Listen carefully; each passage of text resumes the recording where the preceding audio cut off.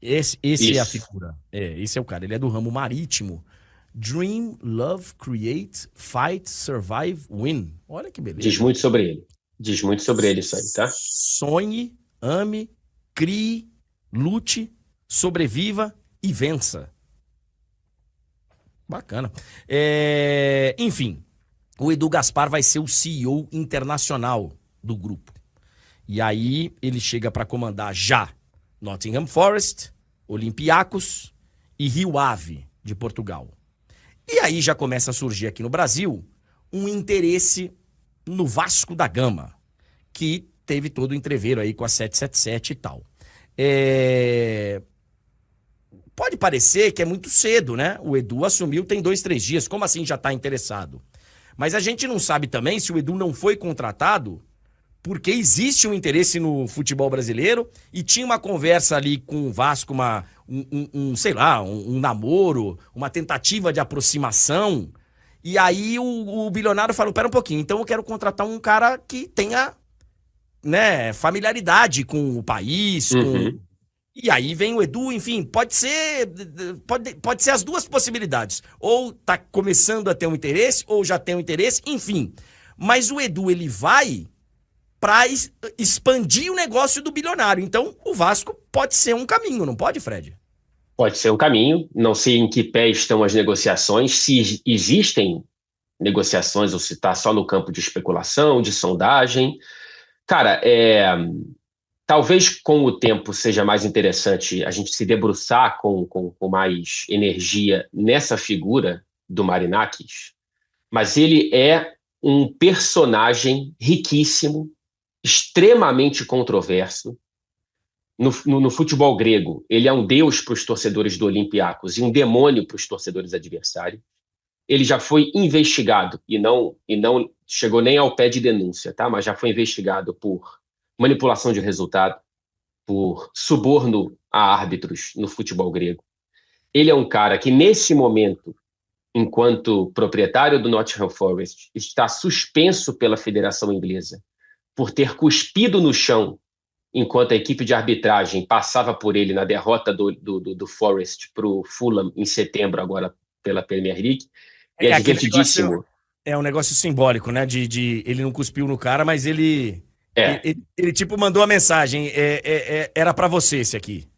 E ele foi, enfim, indiciado pela federação e ele tentou apelar, e na apelação o argumento de defesa foi de que, porque ele fuma de 2 a 3 cigarros por dia, ele tem muita tosse. Então ele estava com uma tosse naquele momento, ele calhou dele cuspir quando o árbitro responsável, na visão dele, pela derrota do Nottingham Forest, que, aliás, o Forest está voando, né? O Marinakis, ele chega aqui em 2017, ele retoma o Forest para a Premier League depois de 23 anos, e nesse momento o Forest ele está no G4 da Premier League, com mais pontos do que o Arsenal, o Tottenham, Chelsea, etc. e tal. Mas, enfim, ele está suspenso, já cumpriu 3 jogos, tem mais 2 jogos de suspensão por conta desse cuspe no chão. É uma pessoa extremamente, falei, de uma história rica e muito controversa, que a gente pode se debruçar caso esse interesse no futebol brasileiro ou no próprio Vasco ele se concretize.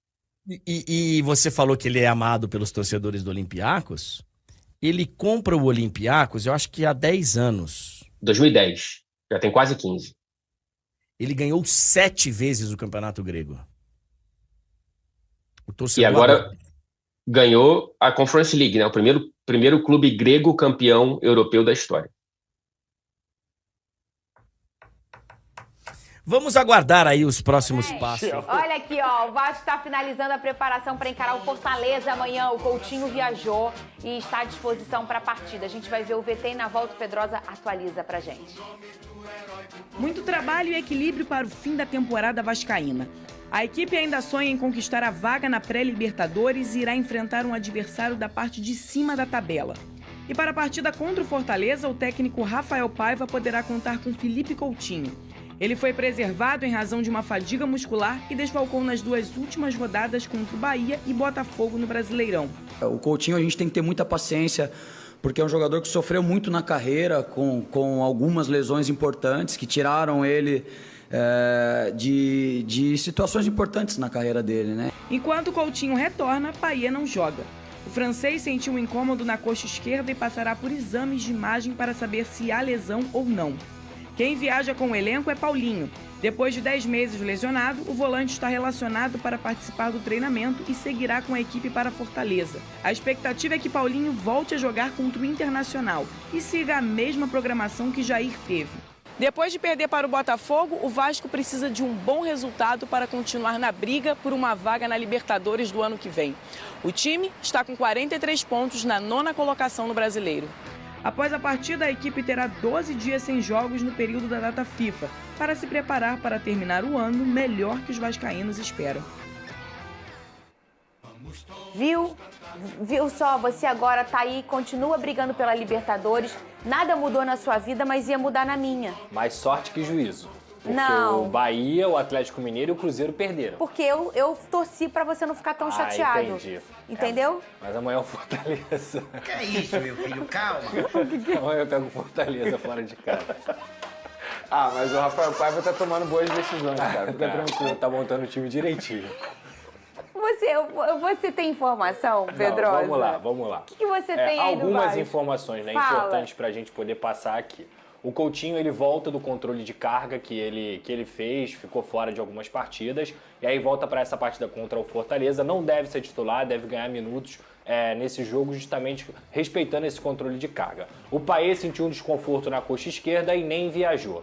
Outro nome que volta para a lista de relacionados é o Emerson Rodrigues, depois daquele caso de disciplina. Ele volta para essa lista de relacionados e deve ser o titular, inclusive, contra o Fortaleza. E um nome legal que entra nessa lista é o Paulinho. O Paulinho retorna à lista de relacionados, porém, naquele mesmo esquema que o Jair. Lembra que o Jair viajou lá para Minas Gerais contra o Atlético Mineiro e ele até aqueceu no campo, mas não entrou? É mais ou menos isso. O Paulinho viajou para poder não perder sessões de treinamentos e já ir se acostumando com essa rotina de jogos, de viagens e tudo mais, para que a preparação dele seja feita. Ele deve voltar após a data FIFA contra o Internacional. Então é um Vasco que, na minha visão, vai colocar um time reativo em campo. E eu espero que seja um time reativo em campo. Porque para você competir com o Fortaleza fora de casa, você vai precisar colocar jogadores mais velozes, entrar numa válvula de escape para poder ter alguma saída, fornecer mais bolas para o Verratti, que tem sofrido muito com o Vasco da Gama, que tem dado poucas oportunidades para ele nos últimos jogos. Então é o Vasco que eu espero muito mais reativo, muito mais competitivo, principalmente pela ausência do Payet e essa pouca minutagem do Coutinho.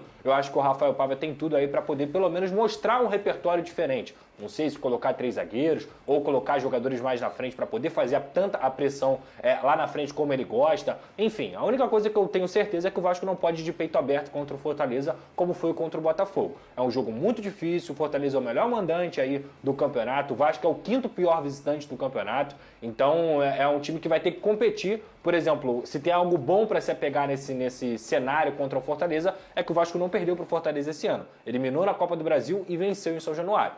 É difícil, mas o importante pelo menos é tentar pontuar lá. O Vasco vai ter que ser bravo até o final da competição.